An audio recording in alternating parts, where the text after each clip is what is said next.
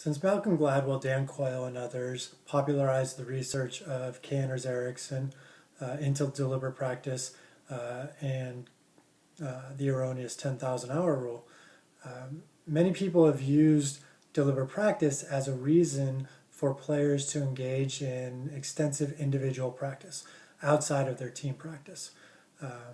And so this individual practice isn't necessarily wrong, uh, but it also isn't necessarily deliberate practice. And so I think the idea has been somewhat misused because the research into deliberate practice was primarily based on violin and chess, two activities that are predominantly individual based. So this idea kind of matriculated towards team sports.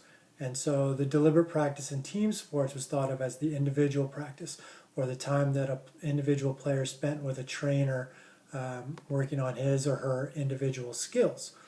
The problem is that deliberate practice is intended to be close to the actual context of the performance.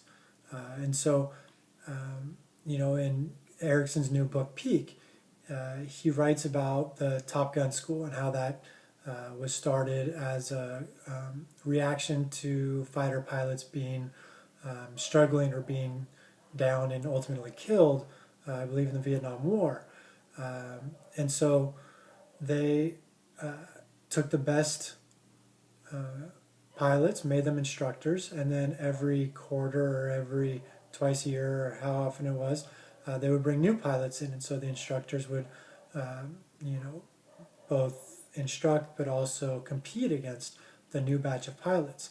And their training was to go up and have simulated air battles. They wanted to get as close to the actual battles of war as possible, just minus the live ammunition. So as Erickson writes in his book, he says, Top Gun provided pilots with the opportunity to try different things and make mistakes without fatal consequences, to get feedback and figure out how to do better, and then to put their lessons to the test the next day, over and over again. And so if we equate that with basketball, that wouldn't be to go in a gym by oneself and shoot, or to have a personal trainer there giving you constant feedback as you shoot shots from your own position, without any defense or without an opponent. But it's to get as close as possible to a game situation, but to increase the repetition. So the easiest way to look at that would be a practice scrimmage. So 5-on-5, maybe 3-on-3, but 5-on-5 would be as close as possible to the game. And therefore, you scrimmage in practice. You have a coach there to provide feedback once that scrimmage is over, and players get to try out new things without the fatal consequences of competition. And so, that also can be looked at as pickup games or any type of unstructured play. I know for me, when I was in 8th grade, I went and played pickup games with high school and college players. And they served kind of as my expert instructors. So I would play against them, which was pushing me to the edge of my abilities because I was playing against much bigger, stronger, and better players. And then when I finished, I'd often get advice from some of the better players who, introduced me to a floater and encouraged me on how I could get a little bit quicker shot so I could get it off against, these bigger, faster, stronger players. And so, it was informal, but it was the same type of idea. I competed against them. I was playing against better players. I was pushed outside of my comfort zone. I was pushed to the edge of my ability. And once I finished, I got some instruction from them. I got some feedback from them. They gave me some ideas, and so in the military, in the Top Gun, they call this the after-action review. And this is an idea that's been adopted by many businesses and even some coaching staffs, that, after the activity, you sit down and review it. And so to put that with basketball, if you play a game, rather than giving immediate and constant feedback during the game, you allow players to play. Then after that finishes, then you give the feedback. So when I structure my practice activities, and I have teaching activities, training activities, and competitive activities in practice, my competitive activities I don't give much, if any, feedback during the competition. I allow them to play just like they're playing in a game situation. They have to figure out things on their own, figure out their own problems, solve their own problems, call their own plays, etc. Call their own timeouts in some cases. And then after we finish, then I will review it with the players. So I'll, ask questions, or what do we need to do here? Okay, let's walk through this. This is what I saw happen. What do you guys see happen? How can we improve this the next time? So that's how I use the after action review, in a practice scrimmage type situation, but you could also use it after each game. So you finish a game, maybe the next practice you start out with that after action review. What happened? What do you think? How can we improve this? What do you guys think about this? And using that to, go into the next lesson, so that then in the practice scrimmage you can work on the things that you talked about, and try different things, again, in that, environment where there's fewer consequences. And I think the sad thing about AAU play today is not the number of games that players play, as many people key on, but it's the competitive environment. So when I was young and I was playing these pickup games, didn't matter if I won or lost. If I lost, I sat out a game or two, and then I played again. But I wasn't playing in front of college coaches. I wasn't, playing in front of my own coach who, maybe would cut me from a team if I didn't play well in the off season, or I would lose my starting position to a teammate if I played poorly, in a game or something like that.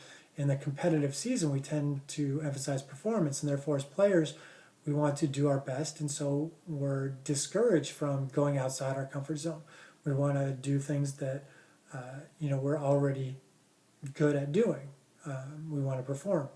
And so in the AAU environment, we go straight from a high school season where we're performing to an AAU season where we're performing, and there's little time for these learning environments where players are pushed to the edge of their abilities, able to try new things, but there's also not a lot of consequences when they make those mistakes.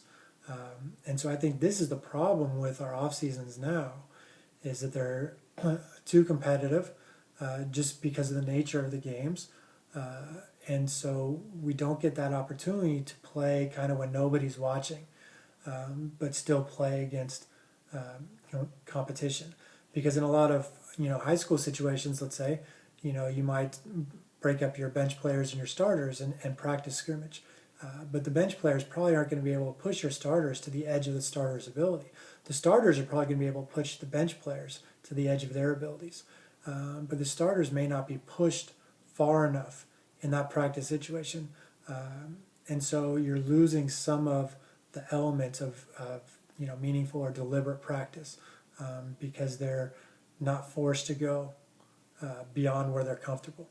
And so, to use this idea of deliberate practice and what Erickson's talking about in this chapter with the Top Gun School, I really think it's creating practice situations and unstructured situations where there's a lack of consequences, both in terms of, not playing in front of college coaches, where you're not playing for a league championship or a state championship in high school, you're not playing for playing time with your own coach, things of that nature, where players can try things but be pushed beyond their current level and then receive some feedback. And some individual trainers provide that because they have group workouts, and so you get maybe the best player from a couple of high schools, and now they can push each other, but they can play game situations, not just 1-on-0 or 1-on-1 workouts.